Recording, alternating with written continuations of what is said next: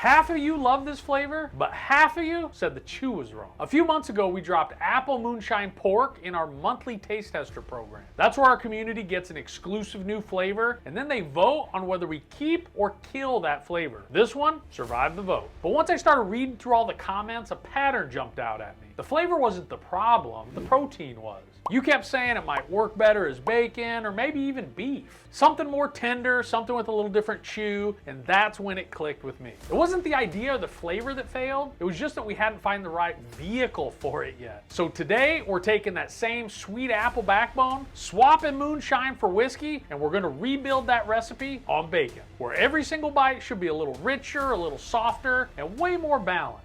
This is Apple Whiskey Bacon Jerky, and we're going to be making a limited batch just for our taste testers, and I'll show you exactly how to get your hands on it in just a minute. But first, we got to build it. So today, you and I are going to make it from scratch. Let's get into it. All right, you guys know the drill here in our test kitchen. We take a flavor concept that's got a little buzz, maybe people are talking about it, and then we remix it, and we see what actually happens once it hits our dehydrator. A few months ago, Apple Moonshine Pork came in with solid feedback. People liked it. And the Keep It crowd was super loud and clear on it. But one trend in the comments stood out to me, were people saying, do this on beef or do this on bacon. And a few people, honestly, were a little weirded out by moonshine. I don't know what their deal is. But anyway, since some of our most popular flavors are whiskey-forward flavors, like our Chipotle bourbon beef jerky, I kind of think swapping out whiskey instead of moonshine might be the right direction for this remix.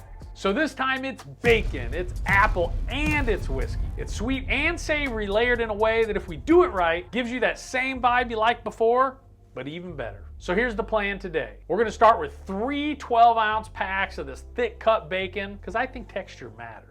Instead of moonshine, we're gonna be using whiskey, which is kind of a nod to the whiskey notes that you guys love in the other flavors. We're gonna be building a marinade that's sweet, savory, and a little smoky, and hopefully apple forward. Then we're gonna see if it transforms into something that actually elevates the original idea. And the question we're asking today is pretty simple. Can we take what worked before and make it even better on bacon? Let's find out. Okay, time to make the marinade. In my little ninja here, we're gonna add teriyaki. This is gonna anchor the sweetness and give that bacon the savory umami depth. Then some apple juice concentrate and water. Using concentrate brings an even bolder apple flavor in. Then brown sugar and honey. These build layered sweetness and help create that glossy surface we want. Then in comes the whiskey for a little warmth and a splash of liquid smoke. Now let's add the spice mix in. Garlic powder and onion powder. These sit underneath everything, give that sweetness some structure so it doesn't feel one-dimensional. Cinnamon and cloves, I'm just doing a small amount here. That adds that background warmth and some depth. And finally, black pepper. This is a quiet heat that balances out with the sugar. All right, lid on the Ninja. Let's give it a few short pulses to break up those spices. Then let's run it for about 5 or 10 seconds until everything's kind of completely smooth there.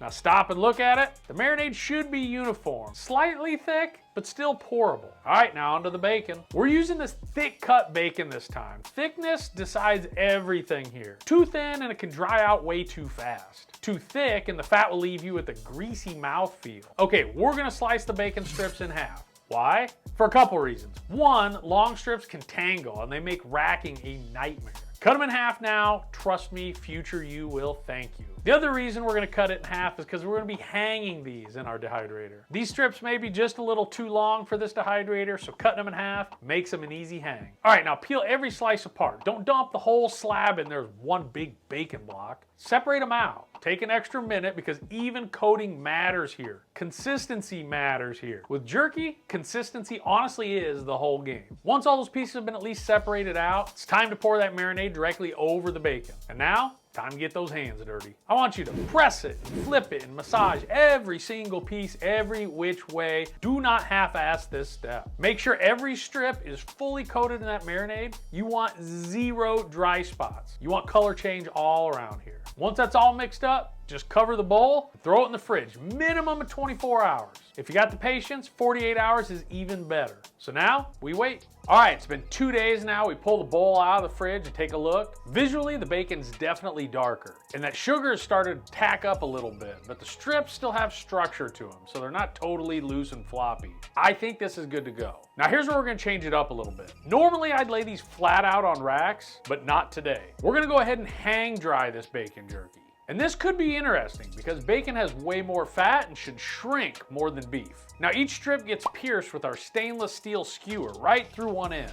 Then we load the skewer with as many pieces as will comfortably fit but still have plenty of room for air to flow. Now make sure none of the pieces are touching. Space here really matters. Once the skewers are fully loaded, we hang them inside the dehydrator using these stainless steel S-hooks. Each S-hook grabs the skewer and anchors it to the underside of the rack. So now the bacon is suspended, it's free hanging, and there's air moving all the way around each piece. Now this setup takes a little longer, it's definitely a little more work, but it should give the bacon a very interesting texture and mouthfeel. Now into the dehydrator it goes. I'm gonna set this at 167 degrees Fahrenheit. Total runtime, I really don't know. I'm expecting somewhere between 3.5 and 6 hours.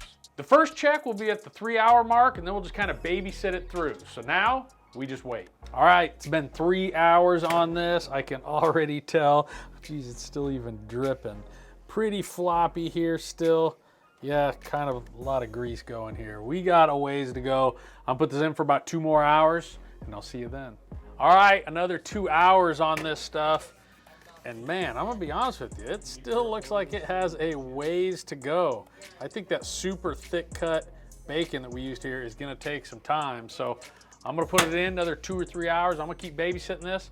I'll see you once it's done. All right, so this ran for a total of 8 hours. 8 hours this thing took. Look at this stuff. Look at how some of these pieces just twisted and turned. I'm telling you, hang drying just gives it a different texture, a different mouthfeel. So this stuff looks really interesting. I'm gonna get this unracked, and then let's see what the stuff tastes like. Okay, this one was always gonna come down to the balance between the flavor and the texture on this one. So we got the apple, we got the whiskey, and then we use that steak cut super thick bacon. So that combination can turn into candy real fast if you're not careful. So the question is, did this stay jerky or did we just make expensive bacon candy? Okay, first thing I notice here is on some of these pieces, you're gonna find a little bit of grease. So as this stuff was hanging, the grease dripped quite a bit. There's quite a bit of grease at the bottom of that dehydrator. So I don't know, that may turn some people off here, but that's just what happens when you're dealing with bacon. All right, the absolute first thing that I noticed on this one is the mouthfeel. This is thick, man. It's chewy and it's even crispy in spots. I'm telling you, the hang dry really does something. You look at the piece like this, I'm telling you, you don't get this kind of chew and this kind of mouthfeel. Look at all that texture, the twists, the curves, the shape of this thing. This has a different mouthfeel than if this were laying flat in the dehydrator as you dried it. I don't care what anybody says. Now flavor-wise, the first thing I get is the bacon. The bacon is a dominant flavor here. Then I get a little bit of that sweet and that whiskey hit kind of almost at the same time. Then the apple's kind of there, but it's more of a supporting layer. It rounds out instead of screaming apple flavor right off the beginning. And then finally on the back end, what lingers is a little bit of sweet, smoky, kind of that fatty flavor of bacon with a little bit of the whiskey warmth. It doesn't feel artificial at all, it actually feels layered. And balance-wise, this could have gone too sweet, but it didn't. The whiskey's integrated in, the apple's subtle. I honestly wouldn't change much about this one. Maybe play with the thickness a little bit in production, because this took over 8 hours just to dry. But as a flavor profile, I'm super happy with this one. So if you're into sweet, smoky profiles with real texture, this one's gonna hit home with you. If you like our bacon jerky or our booze-forward flavors, like our Chipotle bourbon beef jerky, this is right in that family, and I think you're gonna be happy with this one.